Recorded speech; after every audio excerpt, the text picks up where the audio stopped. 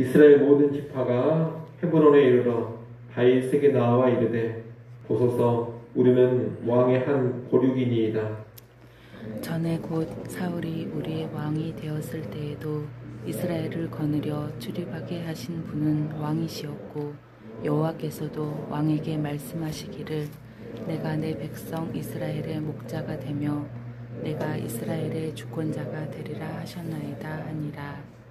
이에 이스라엘 모든 장로가 헤브론에 이르러 왕에게 나아오매 다윗 왕이 헤브론에서 여호와 앞에 그들과 언약을 맺음에 그들이 다윗에게 기름을 부어 이스라엘 왕으로 삼으니라.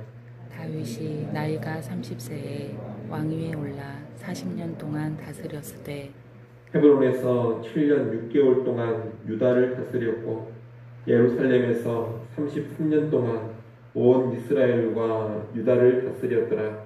왕과 그의 부하들이 예루살렘으로 가서 그 땅 주민 여부스 사람을 치려하매 그 사람들이 다윗에게 이르되 내가 결코 이리로 들어오지 못하리라. 맹인과 다리 저는 자라도 너를 물리치리라 하니 그들 생각에는 다윗이 이리로 들어오지 못하리라 함이나 다윗이 시온 산성을 빼앗았으니 이는 다윗성이더라. 그날에 다윗이 이르기를 누구든지 여부스 사람을 치거든 물 깃는 대로 올라가서 다윗의 마음에 미워하는 다리 저는 사람과 맹인을 치라 하였으므로 속담이 되어 이르기를 맹인과 다리 저는 사람은 집에 들어오지 못하리라 하더라. 다윗이 그 산성에 살면서 다윗성이라 이름하고 다윗이 밀로에서부터 안으로 성을 둘러 쌓으니라. 만군의 하나님 여호와께서 함께 계시니 다윗이 점점 강성하여 가니라. 두로왕 히람이 다윗에게 사절들과 백향목과 목수와 석수를 보내매 그들이 다윗을 위하여 집을 지으니 다윗이 여호와께서 자기를 세우사 이스라엘 왕으로 삼으신 것과 그의 백성 이스라엘을 위하여 그 나라를 높이신 것을 알았더라. 아멘. 오늘 본문은 다윗이 온 이스라엘의 왕이 되고 이후 예루살렘을 정복하며 점점 강성해져 가는 모습을 기록하고 있습니다. 우리는 이 내용을 통해 세 가지 교훈만 살펴보도록 하겠습니다. 첫째는 하나님의 때를 기다릴 줄 알아야 한다는 것입니다. 이스보셋이 죽자 북쪽 이스라엘 지파들은 다윗을 왕으로 섬기기로 결정하고 헤브론에 있는 다윗에게로 와서 다윗을 온 이스라엘의 왕으로 추대합니다. 그래서 다윗은 이제 명실상부한 이스라엘 전체의 왕이 됩니다. 그리고 이스라엘은 사울의 집안과 다윗의 집안으로 나누어진 분열의 시기를 끝내고 통일 왕국으로 세워집니다. 사무엘하 2장 10절에 보면 이스보셋은 왕이 된 지 2년 만에 죽임을 당했다고 합니다. 이스보셋은 다윗과 거의 같은 시기에 이스라엘 왕이 되었습니다. 그런데 다윗은 헤브론에서 유다 지파를 7년 6개월 동안 다스렸다고 합니다. 그렇다면 다윗은 이스보셋이 죽은 후에도 5년 반 정도 유다만을 다스렸다는 말이 됩니다. 이스보셋이 죽은 후에도 5년 6개월 정도 북이스라엘은 북이스라엘대로 움직여가고 다윗은 유다만을 다스려 갔던 겁니다. 아마 이 과정에서 이런저런 여러 일들이 있었겠습니다만 성경은 자세한 내용을 기록하고 있지 않습니다. 다만 북쪽 이스라엘 지파 사람들이 결국 다윗에게 와서 왕이 되어달라고 요청했다는 결론적인 사실만을 기록하고 있습니다. 여하튼 이렇게 해서 다윗이 온 이스라엘의 왕이 되는데 이때는 다윗이 선지자 사무엘에게 기름 부음을 받은 후 대략 20여 년이 지난 시점입니다. 그동안 다윗은 사울을 직접 죽여버리고 왕이 될 수 있는 기회를 2번이나 가졌지만 다 포기했습니다. 하지만 하나님께서 이 일에 주시기까지 계속해서 다윗이 때를 기다린 겁니다. 또 사울왕이 죽은 후에도 계속해서 때를 기다렸습니다. 아브넬이 이스보셋을 왕으로 세운 후에도 아브넬을 죽여서 제거하려고 하지를 않았습니다. 이스보셋도 다윗이 직접 제거하려고 하지 않았습니다. 비록 아브넬과 이스보셋이 다른 사람에 의해서 죽어나가기는 했지만 다윗은 이들의 죽음에 조금도 연루되지 않았습니다. 또한 이스보셋이 죽은 후에도 북쪽 이스라엘의 왕위가 비어있기는 했지만 칼로 쳐들어가서 불복시켜서 전체 이스라엘의 왕이 되려고 하지도 않았습니다. 동족과 싸우려 하지 않고 북쪽 이스라엘 백성들이 스스로 찾아와 왕위를 부탁할 때까지 또다시 기다렸습니다. 이를 보면 이 다윗은 결코 하나님보다 앞서 나가지 않습니다. 하나님의 뜻을 거스르면서 인간적인 힘과 인간적인 방법으로 어떤 일을 앞당기려고 하지를 않습니다. 하나님이 자기를 온 이스라엘의 왕으로 세워주실 때까지 기다리고 또 기다렸습니다. 그 과정에서 자기들의 이익과 욕망에 급급한 여러 인물들의 모략이 등장하고 폭력과 살인이 난무하기도 했습니다. 하지만 한 번도 다윗은 그런 사람들과 영합하거나 그런 사람들의 분위기에 휩쓸리지 않았습니다. 오직 하나님만 바라보고 하나님만 의지하면서 잠잠히 기다렸습니다. 그리고 결국 하나님의 때에 이 다윗이 온 이스라엘의 왕으로 등극을 한 겁니다. 우리는 이 다윗의 모습을 보면서 하나님 한 분을 바라보고 의지하면서 끝까지 기다리는 것이 얼마나 고귀한 신앙인지를 배우게 됩니다. 여러분, 신앙이란 하나님을 신뢰하고 기다릴 줄 아는 것입니다. 인내하고 기다릴 줄 아는 사람이 정말로 신앙이 좋은 사람, 믿음이 좋은 사람입니다. 반대로 조급증에 빠지거나 무슨 일을 속히 이루고 싶어서 인간적인 술수나 인간적인 방법을 앞세우고 동원해 간다면 그런 모습은 상당히 미숙한 신앙이라 할 수 있겠습니다. 오늘날 보면 많은 사람들이 조급증에 빠져 있습니다. 자신을 향한 하나님의 뜻이 속히 이루어지기를 원합니다. 기도 응답도 빨리 되기를 바랍니다. 어떤 문제나 아픔도 신속히 해결되기만을 원합니다.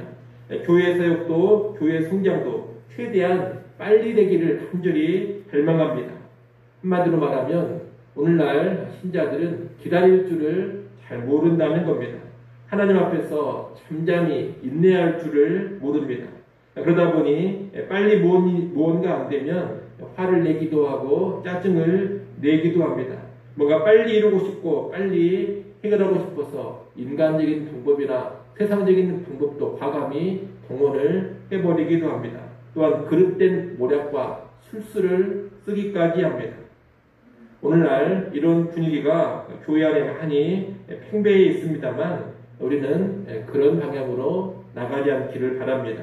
여러분, 좀 답답하고 막막해 보여도 기다릴 줄을 알아야 합니다. 때로 억울해 보여도 인간적인 방법으로 나갈 것이 아니라 잠잠히 참고 인내할 줄도 알아야 합니다. 때가 되면 하나님께서 일해 주시고 때가 되면 하나님께서 이루어 주십니다. 그리고 하나님의 때에 하나님의 방법으로 이루어지는 것이 가장 아름다운 일이 되는 겁니다. 이를 꼭 기억하시고 빠른 것을 좋아하며 심한 조급증에 빠져있는 이 시대 가운데 믿음을 가지고 믿음으로 참고 믿음으로 인내하고 믿음으로 끝까지 기다릴 줄 아는 그런 믿음 좋은 백성들 될 수 있기를 간절히 소원합니다. 둘째로 우리가 볼 수 있는 것은 하나님의 뜻을 이루어 드릴 줄 알아야 한다는 것입니다. 이 다윗이 온 이스라엘의 왕이 된 후에 가장 먼저 무슨 일을 하느냐? 다른 게 아닙니다. 예루살렘을 정복하는 일을 합니다. 이 예루살렘은 가나안 땅의 요충지로서 아주 중요한 성읍입니다. 또한 예루살렘은 산과 골짜기로 둘러싸여 있고 그러면서도 물이 잘 공급되는 곳이어서 천혜의 요새였습니다. 하지만 당시에 이 예루살렘은 가나안 족속의 한 부류인 여부스 족속이 차지하고 있었습니다. 본래 하나님께서는 오래전 여호수아와 이스라엘 백성들에게 가나안 땅을 정복하고 가나안 족속을 진멸하라 그렇게 명령을 하셨습니다.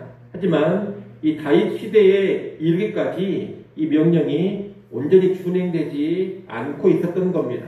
가나안 족속의 하나인 여부스 족속이 여전히 가나안 땅의 예루살렘을 차지하고 있습니다. 이것은 가나안 정복의 명령이 온전히 준행되지 않았음을 보여주는 대표적인 모습입니다.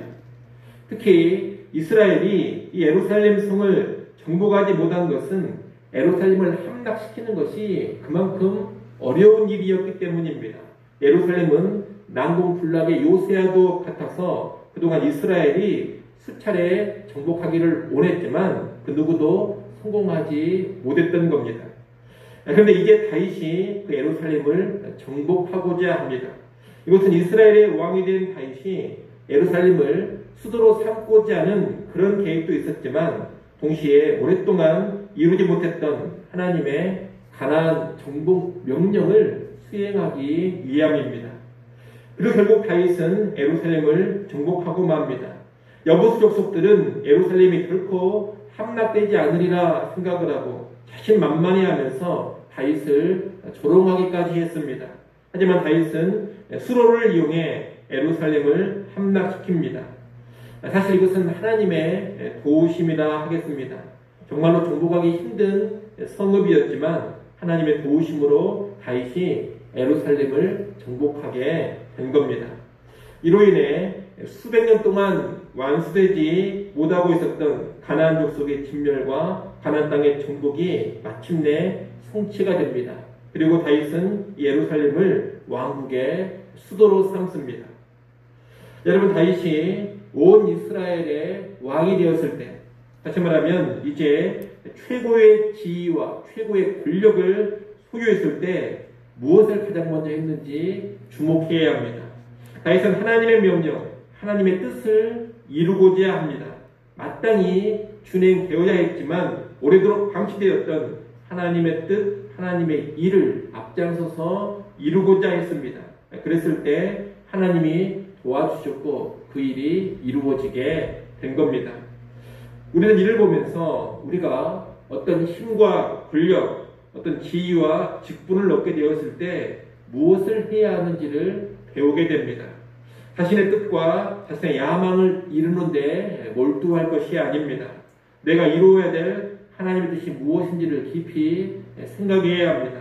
하나님이 주신 자리, 하나님이 허락하신 위치에서 내가 행해야 될 하나님의 뜻이 무언가를 깊이 살펴야 합니다. 그래서 가장 먼저 그 뜻을 이루어 드릴 수 있어야 하는 겁니다.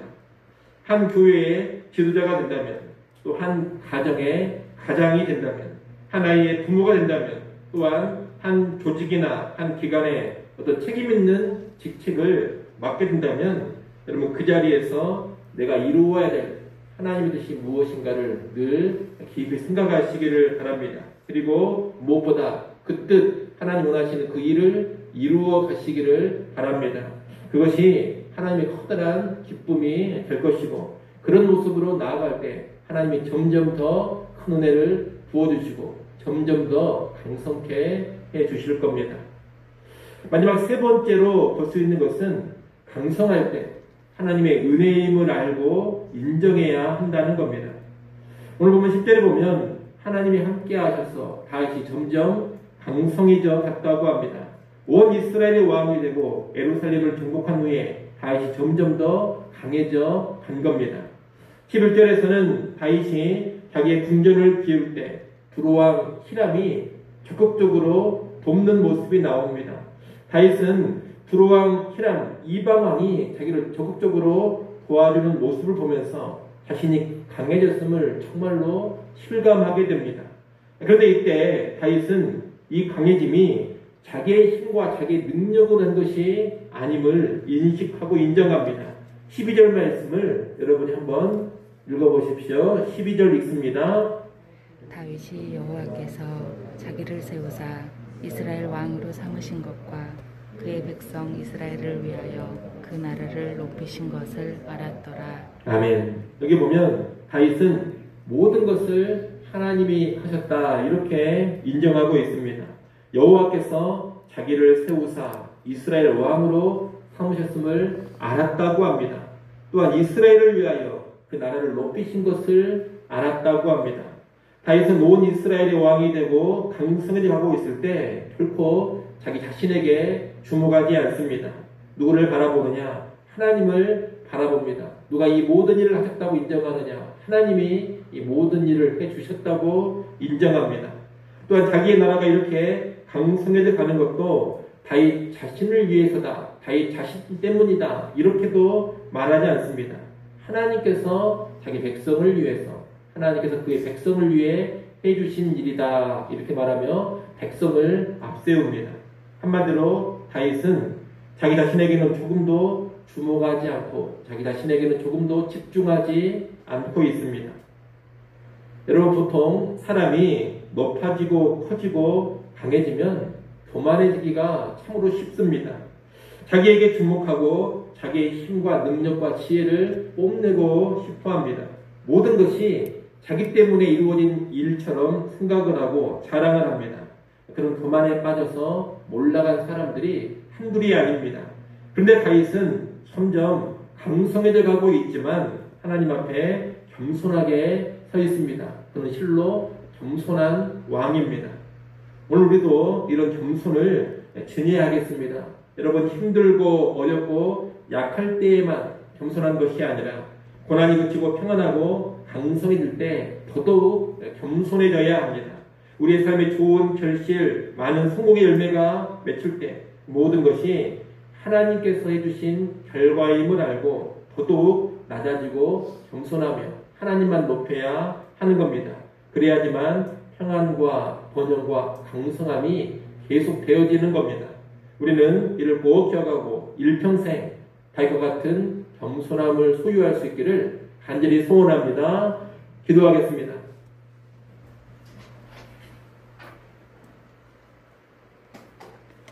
하나님 아버지, 끝까지 하나님의 때를 기다렸던 다윗의 모습, 온 이스라엘의 왕이 된 후에 가장 먼저 하나님의 뜻을 이루어드렸던 다윗의 모습, 또한 점점 강성이 갔을 때 더욱더 겸손해지는 다윗의 모습을 보았습니다. 이 다윗의 모습이 신앙인의 귀한 본이 됨을 깨닫게 하시고 오늘도 그러한 본을 뒤따르게 하여 주시옵소서. 인간적인 생각, 인간적인 방법, 세상의 방법 앞세우지 않게 하시고 철저히 하나님 일에 가시는 하나님의 때를 기다릴 줄 아는 주의 백성들, 인내할 줄 아는 주의 백성들 되게 하여 주시옵소서. 힘이 있고 권력이 있고 내가 어떤 책임 있는 자리에 올라섰을 때 가장 먼저 하나님의 뜻을 헤아리고 하나님의 뜻을 이루어 드리고자 하는 주의 백성들 되게 하여 주옵소서. 강해져 갈 때, 높아져 갈 때 더욱더 낮아지고 겸손하고 하나님께만 집중하는 주의 백성들 되게 하여 주시옵소서. 이런 온전한 신앙으로 살아서 하나님의 기쁨이 되게 하시고 지속적인 하나님의 은총을 힘있게 하여 주시옵소서. 하나님, 이 시간 하나님께 나와 기도합니다. 우리의 간구하는 소리를 들으시고 긍휼히 계시며 때를 따라 돕는 은혜를 허락하여 주시옵소서. 또 하나님을 찾고 구하며 하나님을 의지하며 나아가는 주의 백성들 되게 하여 주시옵소서. 주일입니다. 온 성도들 하나님 앞에 나와 기쁨으로 예배케 하여 주옵소서. 추석 연휴로 다른 곳에 있더라도 예배하는 날인 것을 기억하시고 하나님 앞에 영과 진리로 예배케 하여 주시옵소서. 모든 예배위원들 성령으로 충만하게 하시고 붙잡아 주시며 예배를 통하여 우리 하나님 홀로 영광 받아 주옵소서. 유치부, 초등부, 중고등부, 청년부 모임 가운데도 하나님 친히 임재하시며 교회의 미래 다음 세대를 더욱 견고하게 세워 주시옵소서. 예수님의 이름으로 기도드리옵나이다. 아멘.